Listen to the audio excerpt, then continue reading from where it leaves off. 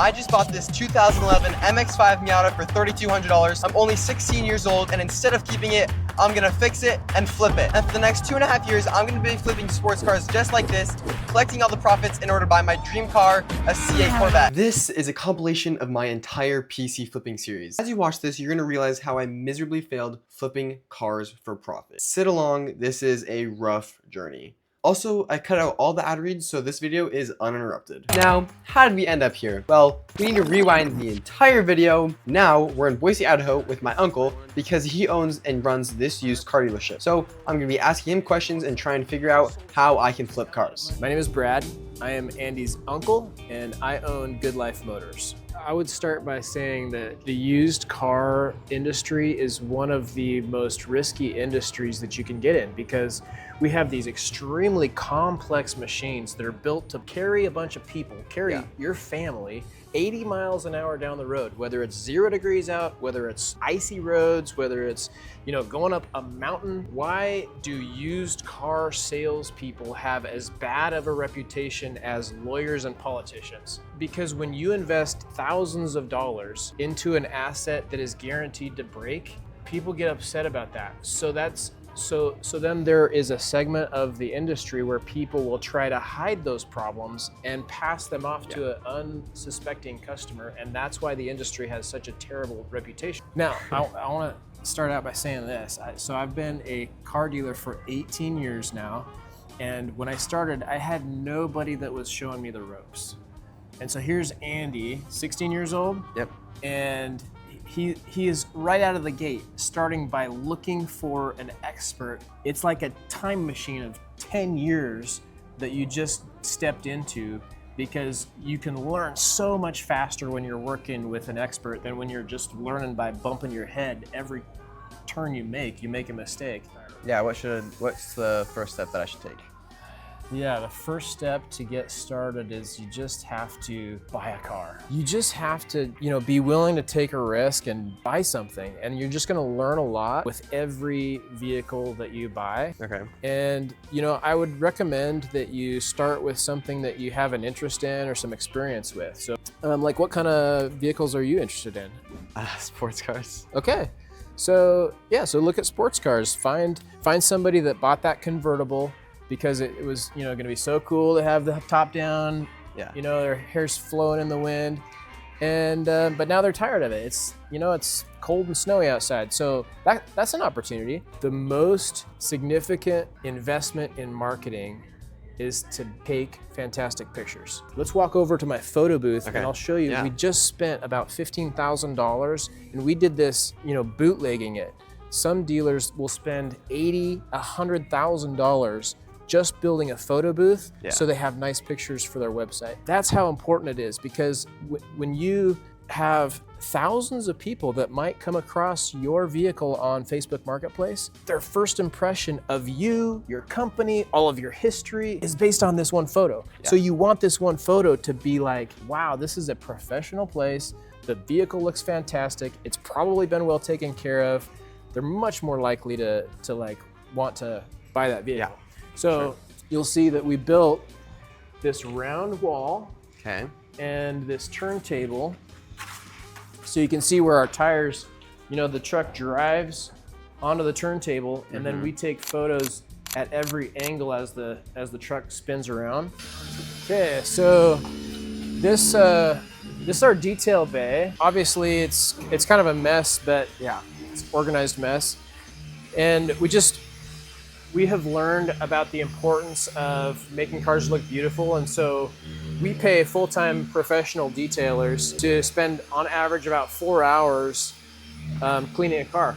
But in those 4 hours of a professional doing a detail, it's going to look better than me or you spending 10 hours cleaning a car, because they learn tips and tricks that make it super fast and super effective. The most basic detailing tools are a shop vac.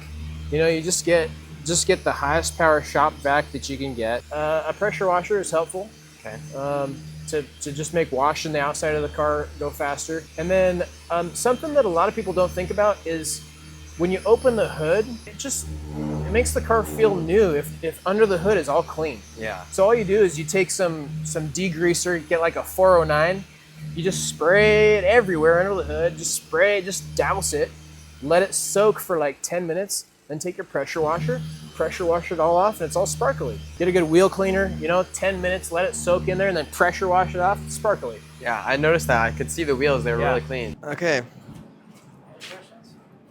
I don't think so. All right. Thank you. Yeah. Once me and Brad were done talking at the dealership, he took me to the local auction. We are here at the local Boise auction, and we just got this car running up, and we're gonna check inside the engine and see what's going on. All right, so tell me what you see. Yeah, well, I see a car that came right to the auction from the repo yard, and so it hasn't been cleaned. It's got the previous owner's junk inside, but it started right up, and this motor sounds healthy. Okay. So what I'm going to do is I'm going to look at the oil.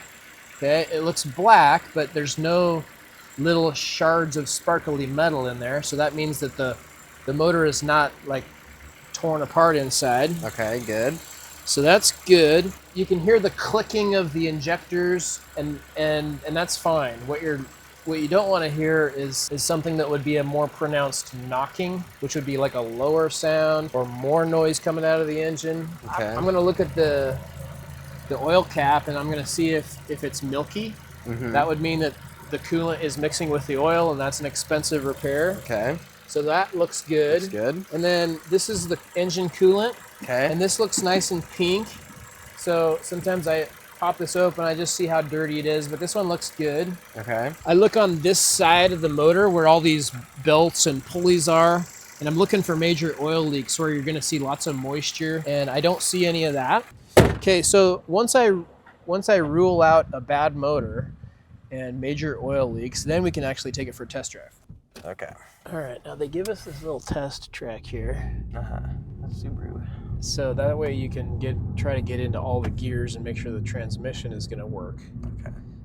But just right off the bat, this thing feels like it has the right amount of power. Okay. The speed limit on this test track, as fast as you can possibly go. Holy cow. Well, I mean, they probably tell you it's like 25 miles an hour, but I mean, we're trying to get into fifth gear. Yeah. Here we go. There's second, there's third, there's fourth. Okay, so we got into fourth gear, Yeah. and everything felt great. Okay, good. I feel like this would be a great buy.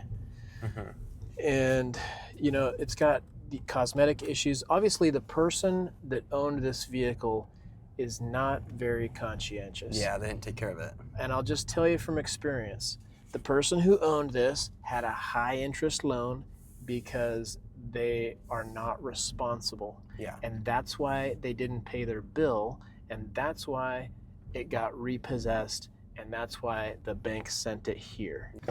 There's some food in here too. Well, that's for free. Get Okay, a snack now, while you're driving PT home. Cruiser, I hope it starts. Okay. Because this is going to be an example where you get to hear a bad engine. Okay. Okay, I feel good. I got the mileage up. This is a clean car. I think it's going to start. And I think the engine is going to knock.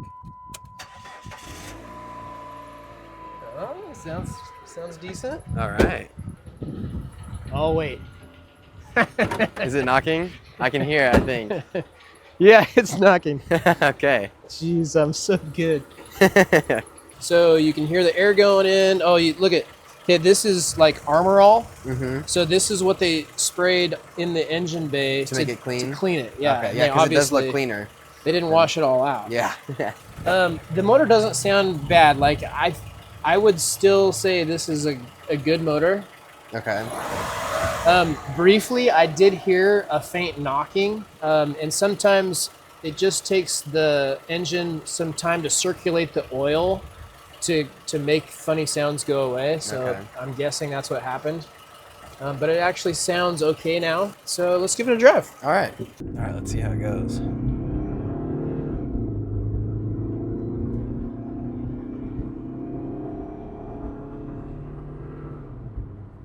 All right, that's decent. You know, Okay. I definitely felt the shift. It wasn't smooth Yeah. as butter, but I would say that's a healthy transmission. Okay. Yeah, this is a car worth bidding on. Okay. Cool. Anything else in particular that is interesting to you as far as like inspecting? I don't know. Maybe we can like inspect like a sports car. Okay. Get something familiar. It will be familiar. Here's one. No key. When it says no key, a lot of times the battery and the fob could be dead. And so if you take the fob and you try to hit the start button with the fob, sometimes it'll work. Still says no key. Still says no key. So this do you think fob, that's the fob?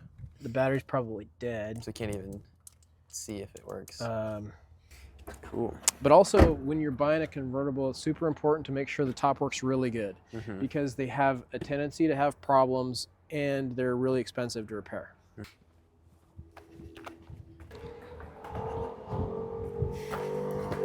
This may have already been purchased, so I don't want to drive it. Yeah. But in general, my impression of these cars is I don't like them. This in particular is Dodge. It's the least reliable of the American brands. And the kind of customer who's going to buy this car likely has a hard time getting financed and is young, so probably makes less money. Probably. More difficult to sell. Okay. We're finally home back in Arizona where it's nice and sunny outside, perfect weather. Okay, I have very big news. I'm on the road and I'm currently on my way to go I'm not for sure buying it yet, but I'm gonna go check out this 2011 MX-5 Miata. It has 200,000 miles, which is definitely the worst part about the car. According to the seller, there's no mechanical issues, which take that to face value. Obviously, always check that yourself. And it's in this really cool silver color, but the strategy that I'm going to try and tackle is finding sports cars that don't have any mechanical issues. I'm trying to find cars that have no mechanical issues, only cosmetic issues that I'll be able to fix because I don't know anything about mechanics. So this Miata has dents in all the fenders but one, and then scratches around the car. And then the soft top is really sun faded. Out here in Arizona, if you leave your car outside and you have a soft top, over a long time, it's gonna get faded, and if you don't wash it and don't take care of it. So I'm gonna look at it. Hopefully I don't have to replace that soft top. Hopefully just get a nice wash and do some other things to try and fix that. So we're gonna have to go see. It's listed at $3,500, so we're gonna have to negotiate a little bit in order to get a good deal. If there's no mechanical issues, then I'll get the car and I'll be able to drive it home. On the freeway going 60, went 70. Feels good, feels smooth, brakes feel okay. It's gonna take a lot of work to make it look good.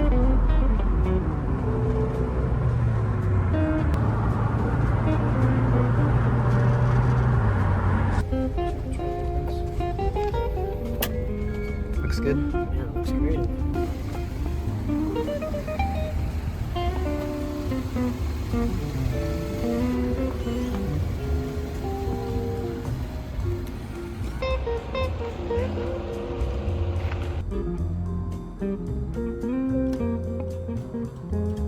Welcome to episode 2 of Flipping Sports Cars until I buy my absolute dream sports car, a C8 Corvette. In the last episode, I learned how to flip cars by talking to my uncle that's a car dealer in Boise, Idaho. And at the very end of that episode, I bought this car, a 2011 MX-5 Miata, 200,000 miles for $3,200. Very dirty on the inside, lots of dents. The soft top is very faded and gross. And today, I'm gonna be fixing it, cleaning it, and selling it for a profit. With the Miata now in my driveway, it is time to get to work, getting this car to look good and add value to the car. My checklist of things that I need to do is cleaning the outside, cleaning the inside, and restoring the soft top. The dents I could get fixed. I could do it myself or a paintless dent repair guy, but I have a feeling if I paid for that, it wouldn't add enough value to counteract the cost. So the exterior is still gonna look pretty rough once I sell it, but hopefully the interior and the soft top will look really good. The very next day after school, I started working on the car. I decided to start vacuuming the inside first because it was pretty dirty and I just wanted to get it out of the way. So I disconnected the battery so I could take the seats out because they have airbags, and it took a lot of force to get those seats out. Those bolts were really tight, but I got one of the seats out and I started vacuuming, no problem. Vacuumed the other side. Let's see if we get lucky because we found a lottery ticket. Yes, sir. Holiday party. I have no idea,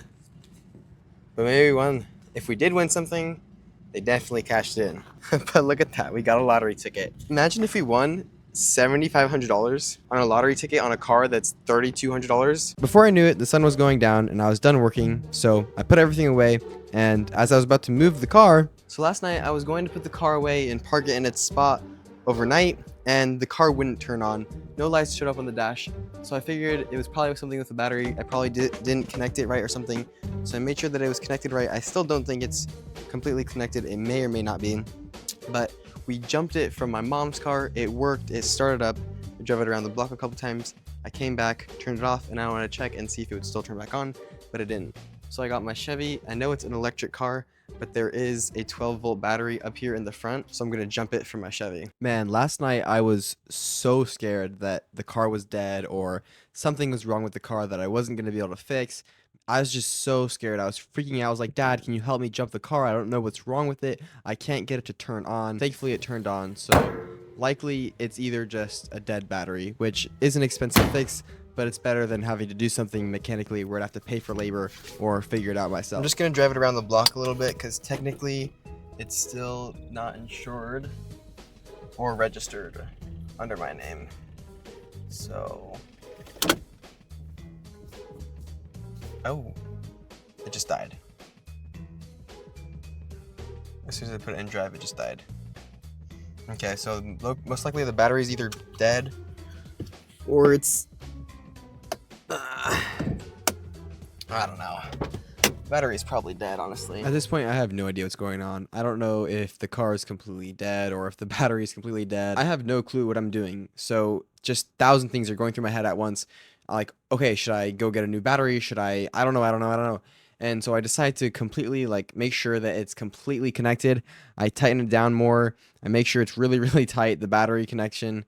I turn the car on and it's fine. I can put it in drive. I can put it in reverse. Looking back at it, it was an incredibly stupid mistake. All this hassle was because of a loose battery connection. To this day, as I'm recording this 2 weeks later, it's still fine. I've literally had no issues. It was all because the dumb battery was not completely connected. So a very dumb mistake on my end. It's a new day once again with the Miata, and today I'm planning on washing the car because obviously it is extremely dirty. I ordered some soft top cleaner to clean the soft top a little bit better, but because it's obviously faded. Now it's time to completely clean the outside of the car.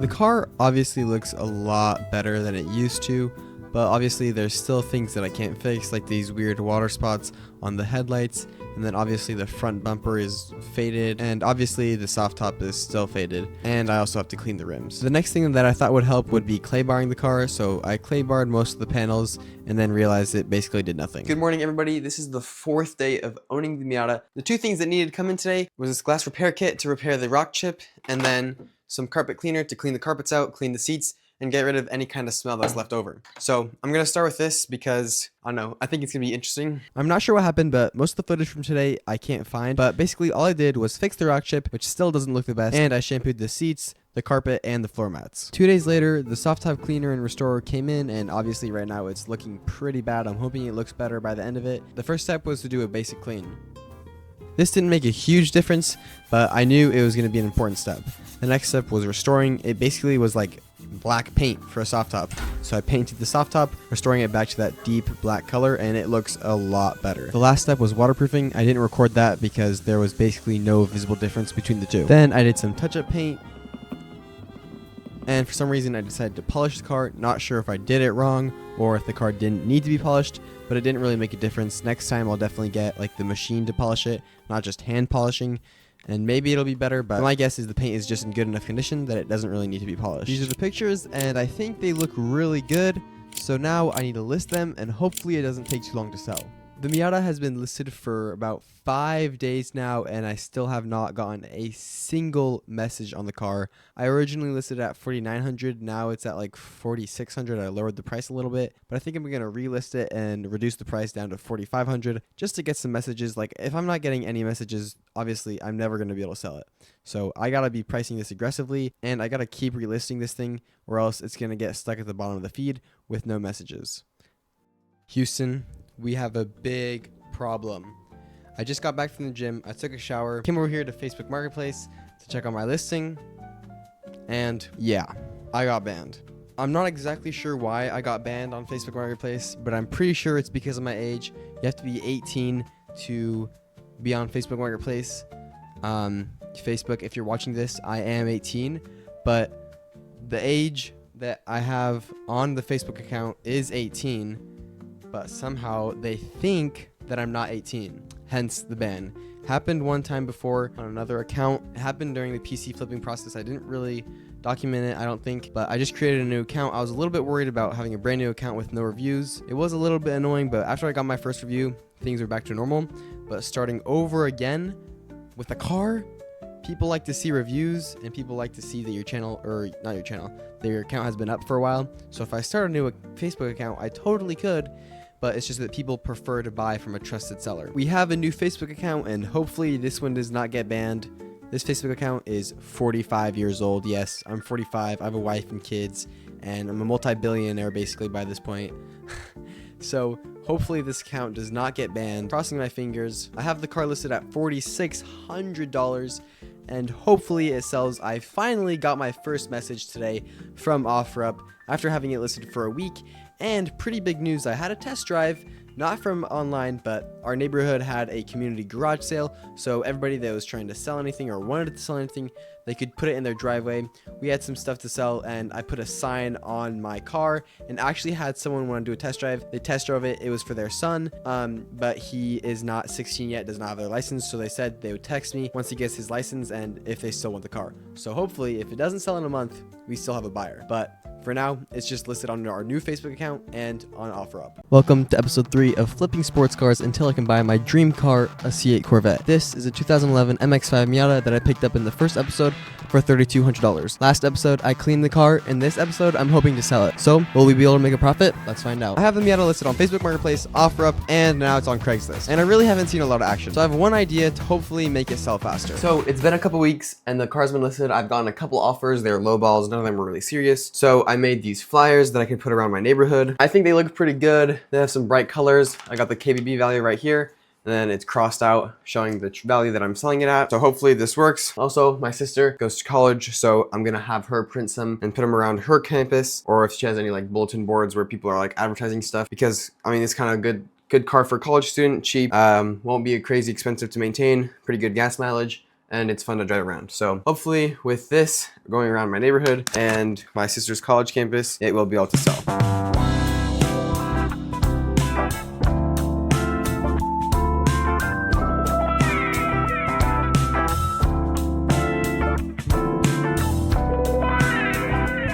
While I'm waiting for the Miata to sell, I got this package from Top On, and it's actually a really nice OBD2 reader. So I'm unboxing it right now, and I'm going to test it out and see if it works. In the case, we get the OBD2 cable and a USB-C cable to charge the device, and then finally the OBD2 reader itself. It has a really nice build, seems really high quality, so if you drop it or damage it in a way, it looks like it'll still last. As soon as I booted it on, it actually needed an update, which is a good sign, which probably means they're always updating this thing, and once it was on, it was ready for use. Alright, so let's see if this top-down OBD2 reader is any good, and hopefully the Miata doesn't have any codes.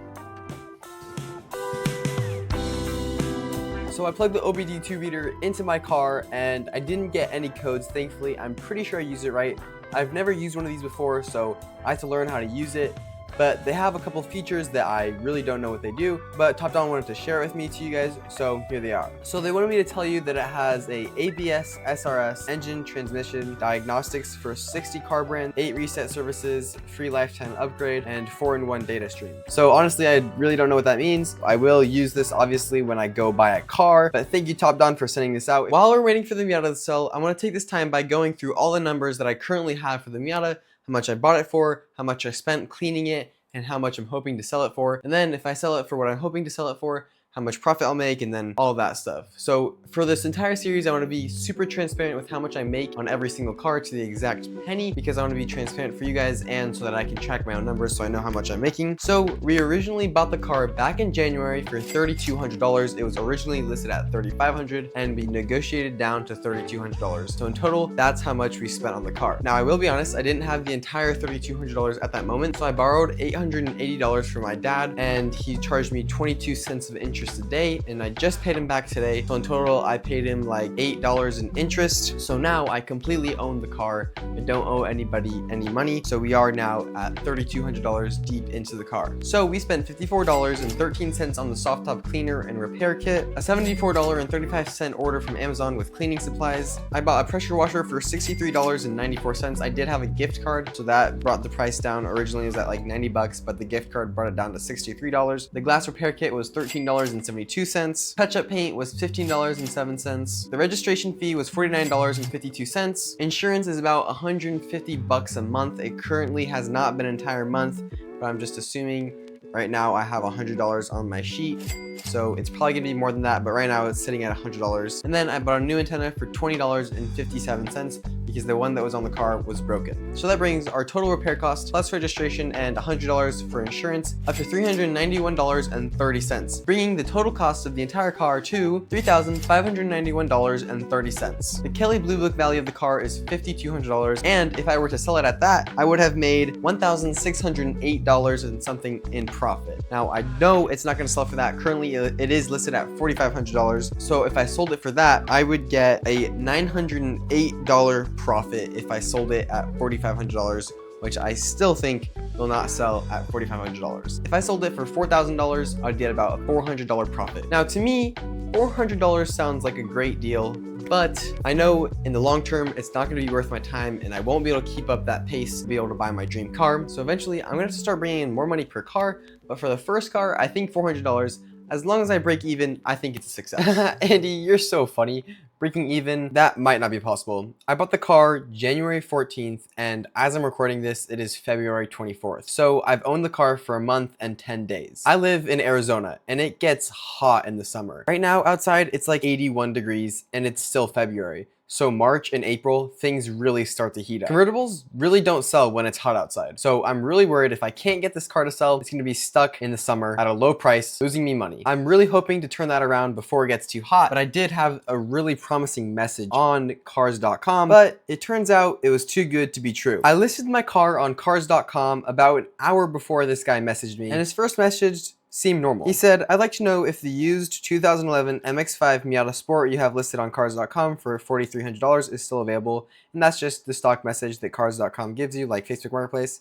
And so I said, "Yes, it is available. Your car's condition looks nice. How long have you owned it?" I said, "A little over a month now." "Okay, so can we meet tomorrow at 4 p.m? And then I read, "I'm up in Flagstaff for the weekend, but my dad should be there. Let me ask him. Would you be able to meet with him at 5 p.m? "Yeah, sure." And they said, "Okay, perfect. Andy, before we meet, can you provide me with the AT documents of your car?" This sketched me out. First of all, I don't know what AT documents are. I've never heard of that. And saying, "Andy, comma, before we meet, can you provide me the AT documents of your car?" seems super sketchy. I looked up what AT documents are, and I don't really know what I saw. Just a bunch of random stuff online. So I just assumed it was something about the registration or something about proving that I owned it. I said, "I'm currently not home, but it's registered and all that. The emissions are good for another year. And there's no loan or lease. If you have any other questions I can help you with, let me know." The one I'm asking for, you can get here easily from this website. It's a sketchy website that just copies Carfax. And so I asked them, "Would you like a Carfax report?" And they said, "Andy, it works, but I had a really bad experience about Carfax last time. That's why I asked you to provide me an AT report. Kindly send it to me." Now, after this, I obviously knew it was a scam. I've never heard of anyone having a bad experience with Carfax. Carfax is known and used by a lot of people in the car space. And so then I said, "If you'd like me to send the Carfax report, I'm not willing to use a non-trusted car report." And then they said, "Andy, I used this site before, and trust me, it's more informative and accurate than Carfax." At this point, I really knew it was a scammer. So I just wanted to have some fun with it. "No, thank you." And they go, "But why? What happened?" "I am potential buyer with full asking price offer." I said, "Right, I'm okay, thank you." And then I said, "No real buyer would say I'm a potential buyer with full asking price. Get better with your scams. I have reported and now blocked you." I reported them, but I didn't block them. I really wanted to have some fun. "Wait, are you a real customer? I'm sorry if I offended you." "Yes, I am still interested, and there's nothing to be offended about. However, I didn't like that you called me a scammer, but I'm also ready to meet you tomorrow. First, just send me the AT report. And then I said, still going on the AT report, huh? Just use my Carfax. It's the same thing. And they say, no, AT is more detailed, accurate, and informative than any other report. No, Carfax is better, sir. It's the most trusted way. Kindly send me the report. Otherwise, thank you. And then look at that. This user's account has been deactivated and is no longer accessible for messaging. I had a little bit of fun, didn't get scammed, and got his account taken down. Really bummed that it wasn't a real buyer, but it made a pretty funny story for you guys. Several days later.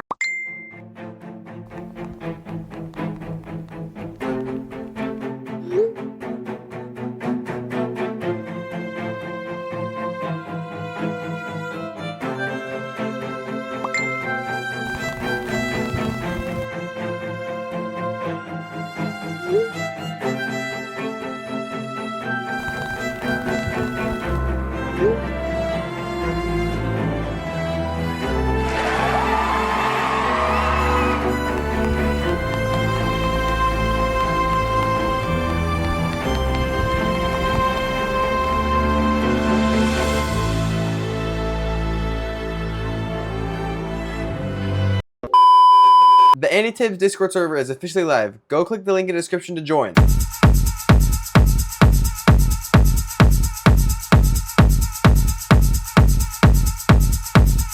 I'm gonna go check out this 2011 MX-5 Miata.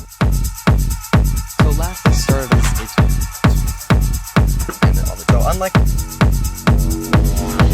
After a long wait, we finally sold the Miata. It is no longer here in its parking spot. We have a bunch of cash in $100 bills. So let's go inside, count it, run the numbers, and I'll tell you guys the story of selling the Miata. All right, finally, after a very long time, we sold the Miata. Now, I'm gonna count this up for you guys at the end, but let's talk about how we got here. In January, I bought my first car for $3,200. It was very dirty, so I cleaned it up. In total, I spent about $300 on the car, from registration to insurance to cleaning supplies. Now, if you watched the last video, I also did a numbers breakdown, and I said that I spent $500, but that number was inaccurate. I was counting the entire total from things like pressure washers and cleaning supplies that I could use more than once. So I was able to lower the number down to $300. So in total, I'm in $3,500 into the Miata. I list the car 2 weeks after I buy it and really no action. Why? It was priced way too high. I think I originally priced it at $5,000. There's just no way someone was gonna buy that. So slowly but surely, I reduced the price almost every single day until finally I got it down to $4,000. Still hoping to make about $500 in profit. And here I started getting a ton of action. Tons of people interested, tons of people lowballing, a couple trade offers, and like 5 or 6 times someone wanted to come see the car, but only one actually showed up. And the one person that showed up was the one that bought the car. He came down with his daughter, and that's who the car was gonna be for, and it was raining. In Arizona, it rarely rains, and the one day that it's raining, I'm trying to sell a convertible. So they look at the car, we spend about an hour, they test drive it, everything goes well, they step inside the house, and he offers me $3,500. And I just know if I sell it for $3,500, I'm not gonna make any money. But in the back of my mind, I'm like, I should probably take this. It's gonna get hot pretty soon. Nobody's gonna want a convertible in Arizona in the summer, so I counter offer at $3,800. He doesn't accept, and they leave. The last thing that he tells me before he leaves is, if you change your mind, let me know. And I thought about it. I had 5 people that wanted to come see it, only 1 showed up. Chances of me getting another buyer and them offering more than what this guy offered was probably pretty low. So today, 2 days later, after they first saw it, I messaged him with a counter offer and he accepted. 10 minutes later, he shows up, we talk, we transfer titles, and we get the money. So how much did I make? So I officially sold the car for $3,560. My counter offer that I sent him today was $3,550, and he paid me an extra $10. So that was great. So my total profit for my first flip was $63.12. Was that worth my time? Absolutely not. But I learned a lot. I learned that high mileage cars don't sell very fast, and I should probably get some better deals on my flips. Was it fun? Yes. Did I make a little bit of money? Yes. Did I show you guys? Yes. So am I gonna keep going? Absolutely. I'm not gonna give up until I get my dream car, a C8 Corvette. Now, we gotta go find our next flip. Now that we don't have a car in our driveway anymore to flip, we gotta find a new one. That means we just gotta go through Facebook Marketplace, go through OfferUp, go through Craigslist, messaging people, lowballing people, and trying to find a deal. This is arguably one of the most boring parts for me. Just have to scroll on Facebook Marketplace until you find a deal. So, but it's also hard because I have no idea what most of these cars are worth. I don't know if I am getting a good deal. So I have to do all this research on every single car I look at, and there's things like, oh, well, I probably won't be able to fix this, but my ego tells me that I can fix it. I probably won't be able to fix it, but that's okay. We'll figure it out.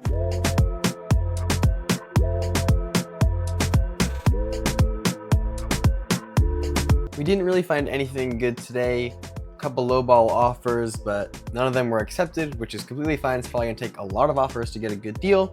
So I'll just keep you guys updated.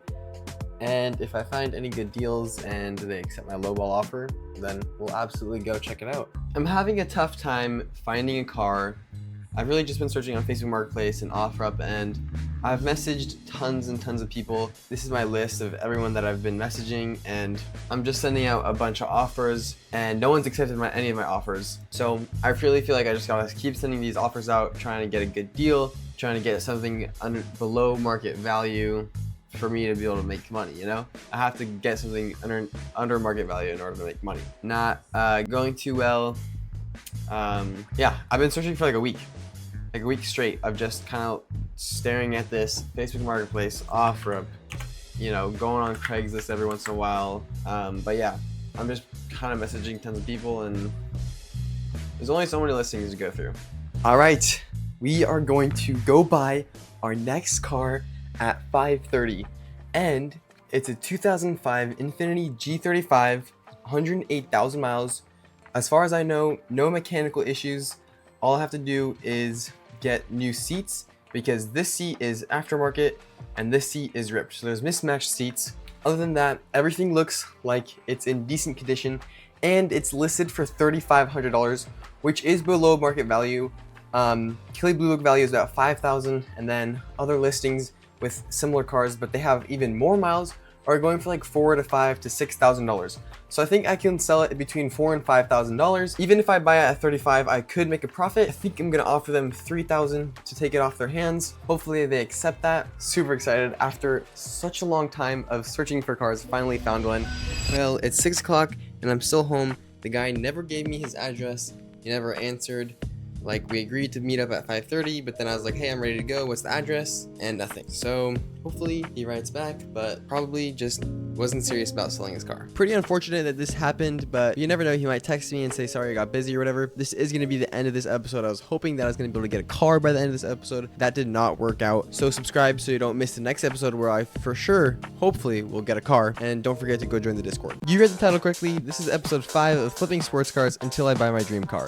In last episode, I was finally able to sell my first car, and now I'm looking for a new car on Facebook Marketplace.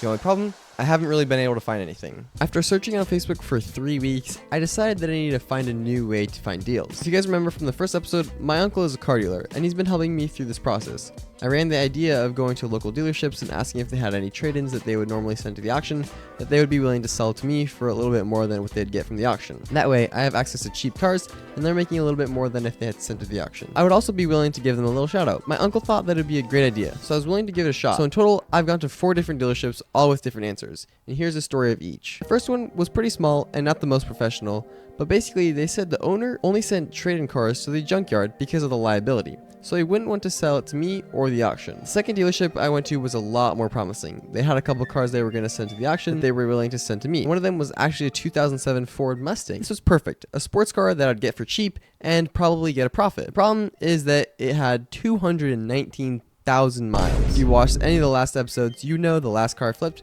also had 200,000 miles, and it took over a month to sell. I was definitely worried about buying it, but I figured if I got it for the right price, it definitely would be worth it. I took a look at it and turned the car on. From what I saw and what they told me, it didn't have any issues. So I took the general manager's number and went home. I told my uncle about the car, and he said that it'd probably go for about $800 at the auction, so I decided I could offer $1,000 for it. I called the dealership, and here's what they had to say. To offer $1,000 minus any like dealership fees that you guys had. Obviously, I want to do a test drive before I pay and all that, but if the test drive goes good and everything checks out, I can offer $1,000 minus any dealership fees. Yeah, we wouldn't be able to do that because I've got more tied up in the car than that. Okay. Yeah, I've got more tied up in that. It was a buy here, pay here car, and those deals just work a little different.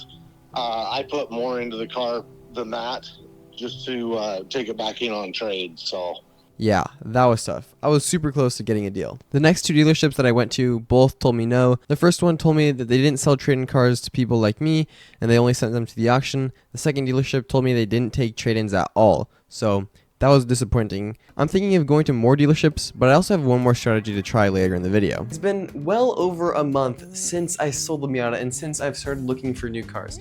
And this entire time, I've been telling you guys that I'm gonna flip sports cars in order to get that Corvette right there. But I'm starting to realize from what you guys are saying, from what other people are saying, maybe sports cars isn't the way to do it. Or maybe to start off, I should be looking at like commuter cars, cheap cars that people buy regularly, and they're like Japanese commuter cars that are very reliable. I will be looking and have been looking for some normal commuter cars. So let me show you some examples of some cars that I've been looking at. So this is my Facebook Messenger page. This is all of the cars or all the sellers that I've been messaging, and I've been messaging hundreds and hundreds and hundreds of listings. So we can go back here, and I'm basically only looking for sports cars. So this is about 3 weeks ago. Sports car. And what I would try to do is I would try to lowball them in person, because most of the sports cars that are for sale, they're overpriced. There's nothing that I can do to add value to them. So in order to justify the repairs I have to do, I can offer $3,800, and they had it listed for $5,500. This car still is not sold after a week. And then I said, let me know if you change your mind, let me know, and I can come take a look at it. So I was doing this for a while. So we're gonna come up here until I started messaging some normal people. So here is the first car, I think, Toyota Camry, and they did not answer. And then I just kind of started messaging more and more. And then it kind of fizzled out of sports cars into only like Japanese commuter cars. Sports car here every once in a while. But I feel like I was consistently finding better deals, like at least more potential, and still never really locking into anything. And I haven't looked at any cars up until this point. I was just asking if it was a clean title. All right, so we are finally on our way to go look at our first car after selling the Miata. It's been probably about over a month now, but the car that we're looking at right now is a 2008 Honda Accord with like 170,000 miles. The only thing that I know that needs to be done with it is the front bumper. Probably needs to be replaced because it's pretty bad. And I'd say the price is a little bit too high, like what they have it listed at. So I'm hoping I can negotiate a little bit and get the price down. But I'm hoping, they say that it drives good, shifts good, so we'll go see about that. I am a little bit nervous. I am going by myself. Like, I don't have, last time my dad came with me, but hopefully they don't freak out about a teenager buying their car. Story time, we're still in the Chevy. I got some lunch because it's 2:30 and I haven't eaten anything, so I got a sandwich from the store. But here's what happened. So I show up at his house at about 1:40 and I see the car, and my first thought is, it's gonna need a lot of paint work. The thing had scratches, paint chipping. The front bumper literally had screws in it because it looked like someone screwed in the bumper. Like the bumper fell off and then they screwed it back in. But I decided to take it for a drive anyway. All the tires looked like they had a good tread. The interior was pretty good. There's like one cigarette butt like hole on the passenger side seat, but it didn't smell like cigarettes, which was good. So I take it for a drive, and he was like 3 minutes from the freeway, which was nice. So I was able to go on the freeway, and the first thing I noticed while I was driving was the brakes were a little bit squeaky, and I was like, okay, well, it's a little bit squeaky, that's a little bit used some work, but then it was like, okay, it's not that bad, it's probably fine. I'm driving, transmission feels good, car feels good, car drives, handles great. I get back to his house, I plug in my OBD2 scanner, shout out Top Don, because they sent me this. I scan it, and it has 2 codes. I check it out, and the 2 codes, I forgot what they were already. I took a picture of it. Here is what it is on the screen. Then I asked the seller if he was flexible on price, and he said, not really, which was kind of the last straw. I probably wanted to offer like $1,500 less than what he was asking, because it really wasn't in the best shape, like looks-wise. The engine was fine probably, but it didn't look good. Worse than the Miata. Definitely worse than the Miata. There weren't any dents, but it looked worse than the Miata. Interior was worse than the Miata. And before I looked at it, I was looking at similar listings, and they were selling for like $4,000, $4,500, $4,800. Let's say it's just not very good. Now I'm gonna eat this, and then I'm gonna head home. This is episode 6 of flipping cars until I'm able to buy my dream car. 2 episodes ago, I finally sold my first car, barely breaking even. Last episode, I was trying to find cars. In this episode, I might have finally found my source for cheap cars to buy and flip. So let's go take a look and see what I did. So in the last episode, I told you guys about a new strategy that I was gonna try of going to dealerships and asking if they would sell any trade-ins to me. Now, I went to 4. One of them was actually successful and I was actually able to look at a car. I sent them an offer. Here's the clip. But if the test drive goes good and everything checks out, I can offer $1,000. We wouldn't be able to do that. Unfortunately, they said no. So I was looking for cars. I test drove one off Facebook Marketplace, and then recently I went to 4 more dealerships, the 4th one being very, very promising, and here's the story about that. Since the last episode, I've gone to 3 more dealerships, all 3 of them saying different things. The first one, right off the bat, wasn't the most promising. The owner stated that he isn't allowed to sell cars to minors, so he'd have to sell it to one of my parents. This was fine, it just showed me that the owner wasn't really willing to play ball. He also said that the person that manages all the inventory wasn't in that day, so he'd give me his business card to call later. I went across the street to the next dealership, and this one was definitely the worst out of all the ones that I've been to so far. The owner was pretty negative towards the idea of helping me, and he even said this. You know, what you're offering is really nice, but nobody's going to help you. He showed me what he had in the back anyway, and the first thing he talked about was this old diesel Volkswagen. It was a manual and had over 300,000 miles.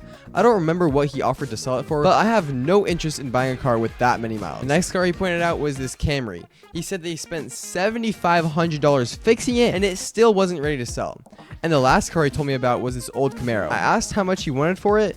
Then I asked how much he thought he could get for it if he just sold it on his lot. And I'm not joking, he told me the same exact price. So it was obvious, he was just trying to sell his cars to me and not actually willing to help. Now, for the best dealership and the most promising one that I've gone to so far, it was about half a mile down the road from the last one. And as soon as I walked in and told the owner Darren about my story and what I was trying to accomplish, he seemed super excited to help. He spent about an hour showing me 6 different cars that he got on trade-in. Some would need work, so I scanned them for codes, and he was super straight up about what he wanted for them. He told me that he would sell them for what he took them in on trade for. Then I went home, did research over the weekend, and on Monday I went back in to let him know what I thought. So we're on our way back to the dealership that I was at on Saturday. We're gonna take the Ford Focus. Hopefully we're gonna take it to his mechanic, get a quote on how much it'll cost to fix the transmission. I got my buddy here, he's gonna be filming everything. So we're gonna go and hopefully we're gonna buy a car today. All right, this is my buddy Connor. He's gonna film for me. So we're here. All right, good to see you. Okay, so I think my best option for now will probably be the Ford. Okay, so I called your mechanic and I told him the codes that I scanned, and he said to bring it into the shop so he can scan it with his machine to see what they can do to it. So I was wondering if I could bring somebody, one of your guys, to bring it. No, you can run it. Okay.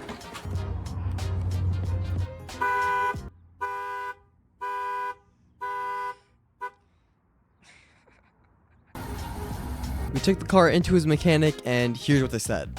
Okay, so we took it to the shop, and they scanned it, and they said it had there's 2. It could have been it could be a $500 fix or a $2,500 fix. Probably, yeah. And so they're like, call this guy. He does transmissions, and so we call him, and he's like, I told him the car and everything. He's like, yeah, I don't work on those cars. I don't work on those transmissions. So it probably. Who was it that they? I don't remember their name. He just gave me his number. He's like, this is my transmission guy, and so so I just called him and said, yeah. Do you have anything else that came in while I was gone? No, other than just all that we went over. Okay. Nothing over the weekend really. Okay. Okay. Every few days, man. Don't hesitate. Just Okay. Give me a ring. All right, will do. Appreciate it. So there's a Ford. Didn't buy it. It's gonna be a really expensive fix. Transmission guy won't work on it, so we're gonna. The series continues. We don't have a car yet. Now we're back on the hunt looking for cars, but this dealership is still super promising. The owner Darren seems super willing to help, so I definitely think I could probably get a car from them. So it's been a week since I went and looked at that Ford Focus, so I'm gonna go back to the dealership and see if he has any more trade-in cars for me, and maybe there'll be another deal to buy. Okay, so I have pretty big news. We are actually going to get a car that we will be able to sell. I'm not buying this car, but I am selling it. So the dealership, the owner, he wants me to sell this 1987 Porsche 944, and the agreement is anything that I can get above 7 grand, I get to keep. So let's say I sell it for 8 grand, I get to pocket $1,000, which I think is a pretty good deal. I don't have to put any money into it. I might as well take it. I'm not even sure if I'll be able to get more than 7 grand. There's really not a ton of these Porsches for sale in the market, especially on Facebook Marketplace. There's like none for sale on Facebook Marketplace. So I'm gonna have to do some pretty creative things, maybe some car shows, or maybe some Porsche communities, or things in like California or something where there's gonna be more enthusiasts for this kind of Porsche. It does have 260,000 miles, but it still does run and drive, and it is a manual, and I think one of the coolest parts, kind of looks like this, and it has pop-up headlights. Also, you guys should join the Discord server because everyone in there gets live updates of what's going on. So if you want to know like when the next car is or what's happening to the Porsche, if it's sold yet or not, definitely go join the Discord server and the link in the description. Without further ado, let's go get the Porsche.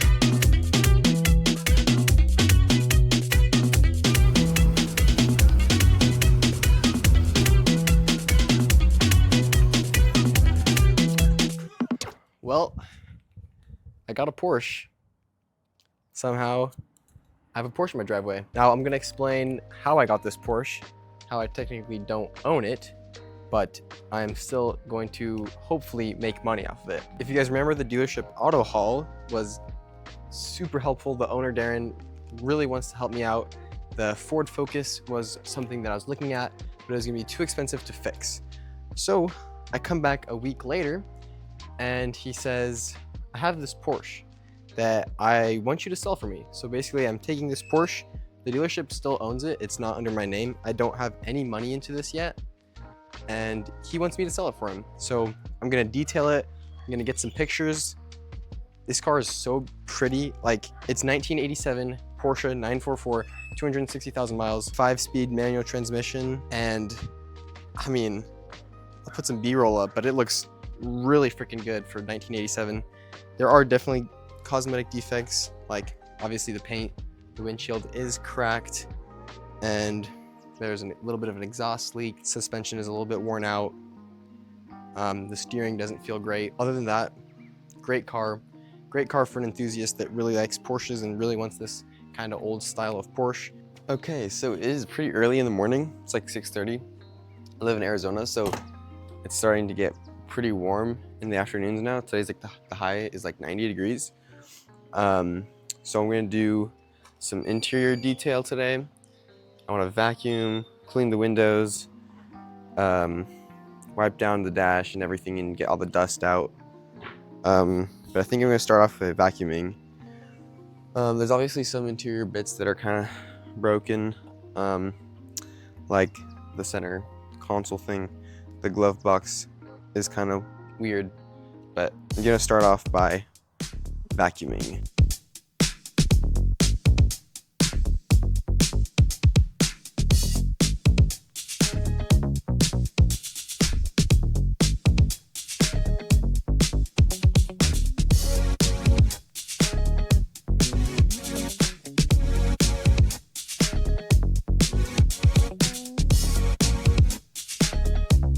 Okay, last thing that I'm gonna do before pictures is I'm gonna wash it. I'm going to clay bar it, and then I'm gonna polish, and then I'm gonna add ceramic coat. So we're doing a full paint cleanup. It rained a little bit, so it got dirty. But the first thing I need to do is I need to take off this little cover thing. Okay, so I finally was able to take that off, and this is what the headlights look like when they're popped up. It looks so cool with some pop-up headlights.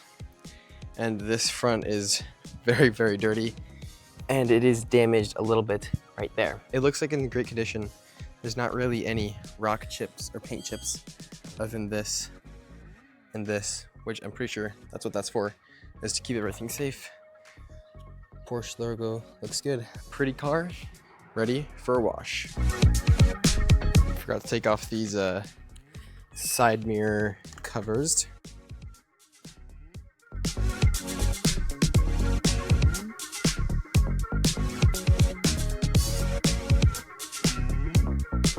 Okay, we got some clay bar, soapy water. Let's get clay bar in.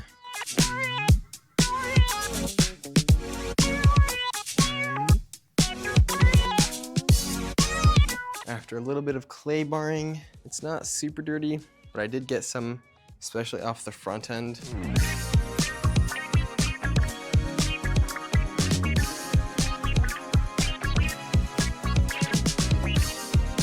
I got this polisher off Amazon, it's like 80 bucks. And I have the compound from the last car. We're gonna polish it, and I'm kind of nervous. Never done this before.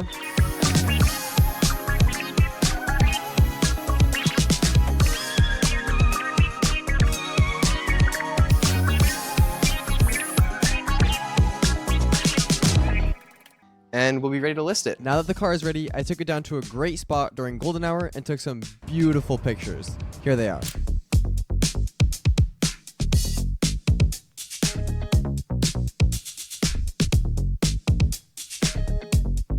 This is episode 7 of flipping cars until I'm able to buy my dream car. This is a 1987 Porsche 944 that I was able to get in the last video. If you want to see how I got it, go watch that video, but in this video, we're going to try and sell it. In the last episode, I got these pictures of the car. They look really, really good. And now we need to list this on Facebook Marketplace. Something that I haven't explained yet, and something that really might make this super difficult to sell for the price I'm looking at. The mileage odometer in this Porsche is not functional. Unfortunately, it is not changing the miles as you drive it. As you drive it, the odometer does not go up. And this is a big issue because mileage really plays a big factor in the value of a car. So what I did is I had my uncle get a Carfax to see if there are any recent repairs or things like that. And the most recent thing that has the mileage tracked was in 2009. And it had 220,000 miles. 14 years ago, 220,000 miles. This thing probably has well over 300,000 miles on the body. There's really no way to tell, and that's really gonna hurt the value of the car, of not knowing the exact mileage. But now, let's create a new listing and get this thing for sale.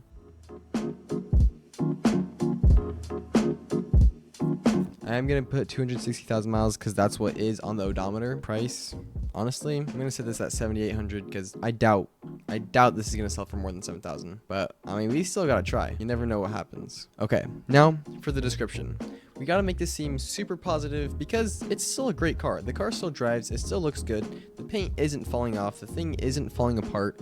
It still runs, but obviously it has some issues. Let's start by selling.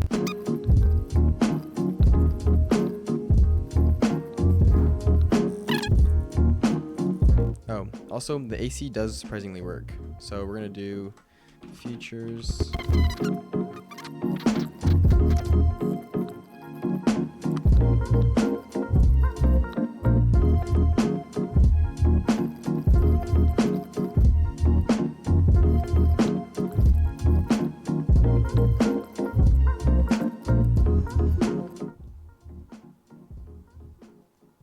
Publish.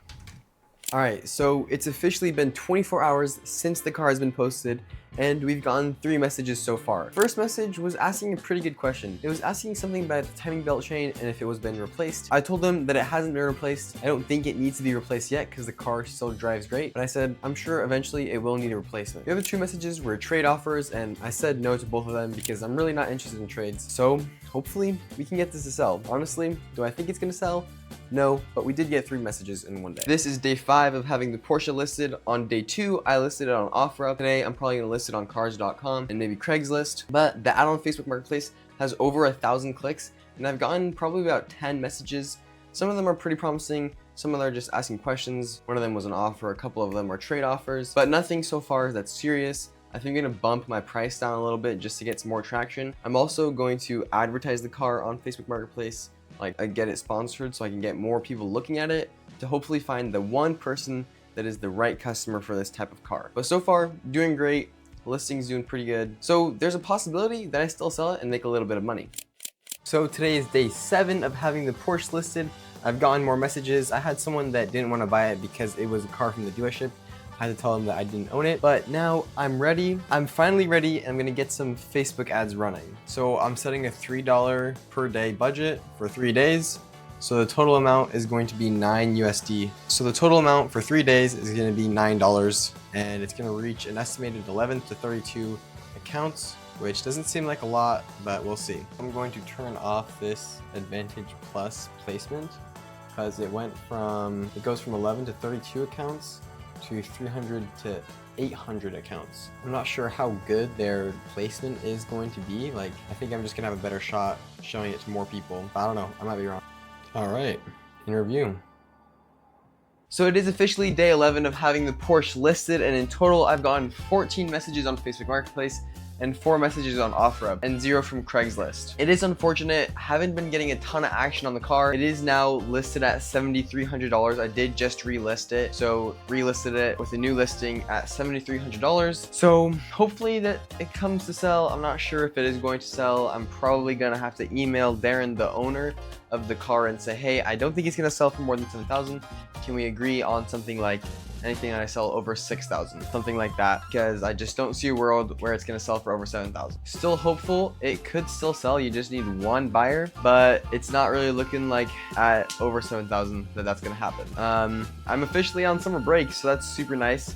Now I have more time to do stuff and hopefully buy some more cars and sell some more cars, and yeah, super excited to see what happens. So I've had the Porsche listed for 18 days. So about 2 days ago, I emailed the owner Darren about the car, asking if we could lower our threshold price from $7,000 down to $6,000, and he said to just bring it back to the dealership because he thought he was gonna have better luck running it through the auction. So it is unfortunate we weren't able to sell it. We're gonna have to give it back to him, but I am leaving tomorrow anyway to go on a trip, and I just really didn't think it was ever gonna sell.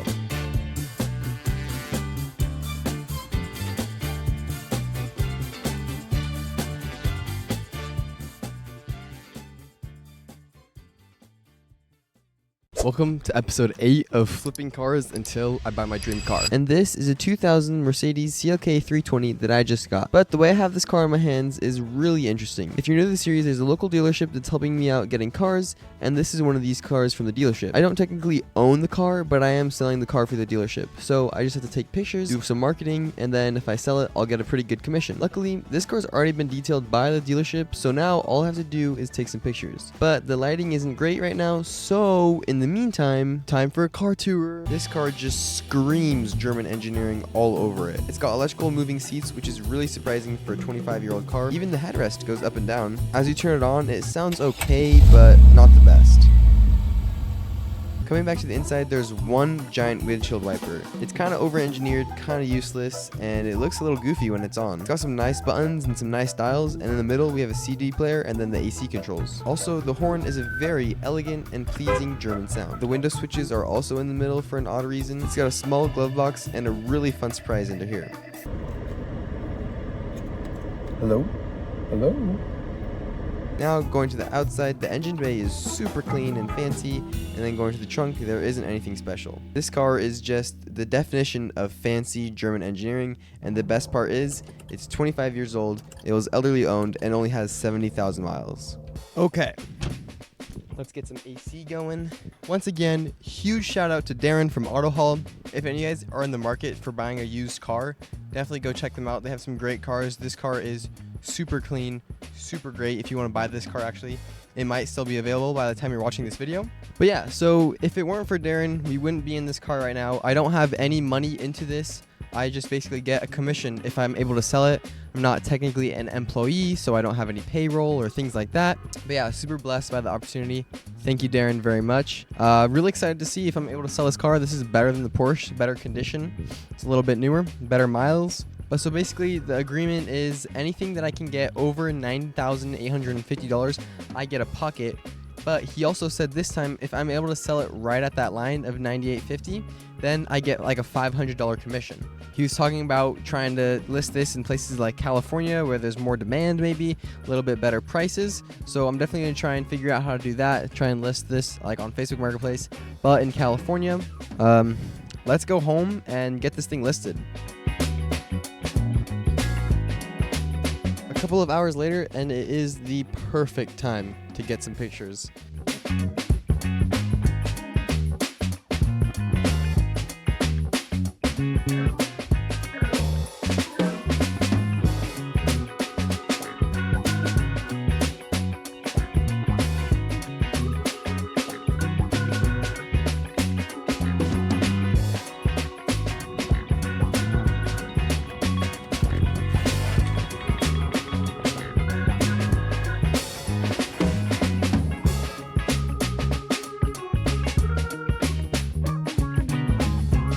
first spot that I took it to just really wasn't the spot. The sun was on the wrong side and the water didn't really look that good. So I decided to take it somewhere else.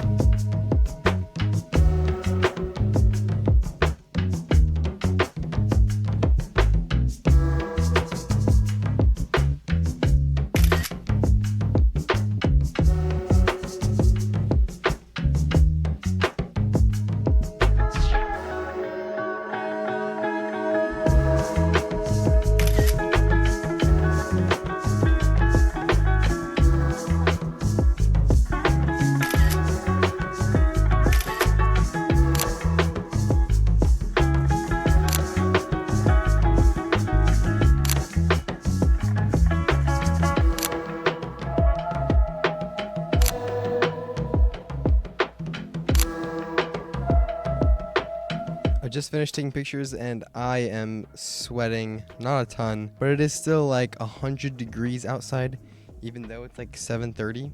Just the life of living in Arizona. But this car is absolutely stunning, photographs super well. I'm a little bit more hopeful on this one than the Porsche. Obviously, we'll look at it at home and we'll obviously look at the prices and all that, seeing at similar listings, but I have my price from the dealership of what I need to sell it for. But now I'm gonna go home and I'm gonna get some dinner.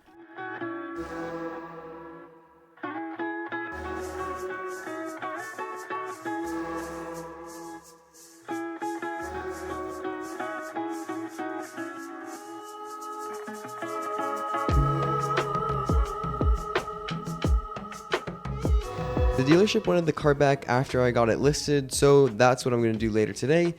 But I wanted to talk about something. This flipping car process has been fun, but I really haven't been enjoying it as much as I thought. Probably because I'm really not making any money. I've only bought and I've only sold one car, making a total of $60.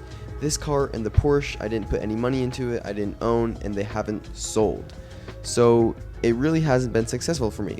My main goal is to always entertain you guys, and that's what I'm focusing on. So my question is, should I keep pushing through and continue to flip cars? Should I diverge and do something else? Should I go back to flipping PCs? Should I just buy a project car and build the project car out, or something entirely different? Let me know exactly what you guys want to see in the comments. Truly, I just want to know what you guys want, and that's all I want to give you. Obviously, this process has not been a waste. I've learned a lot over the last couple of months. I just want to find something that I enjoy and that you guys enjoy. Now, let's go drop off this car and see if it sells. We've officially had the Mercedes for about 3 days now. I've had it listed. Haven't gotten a ton of action, only about like 70 clicks on Facebook Marketplace. So I'm going to do some things today to get it posted in more places. But we are going to be returning the Mercedes back to the dealership so that it can be on their lot, and then I can be advertising it online as well. So yeah, it was a great car, it was a great experience, and there's still a possibility of being able to sell it even though I don't have it. But now we're gonna go bring it back. My sister will drive the car, and then I'll bring my car so I get a ride home. But yeah, we're gonna go take the Mercedes back.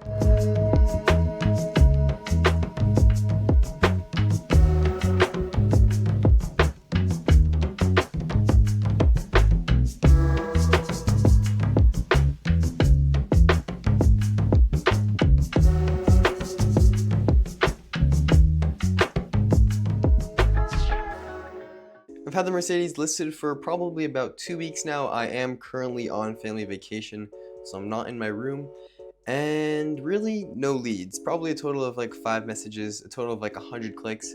Really not that much interest in the car. I did check the website. The car is still on the lot at Auto Hall. So for whatever reason, if you guys did want to check it out, totally go by and check out Auto Hall, check out that car, check out any of the other cars.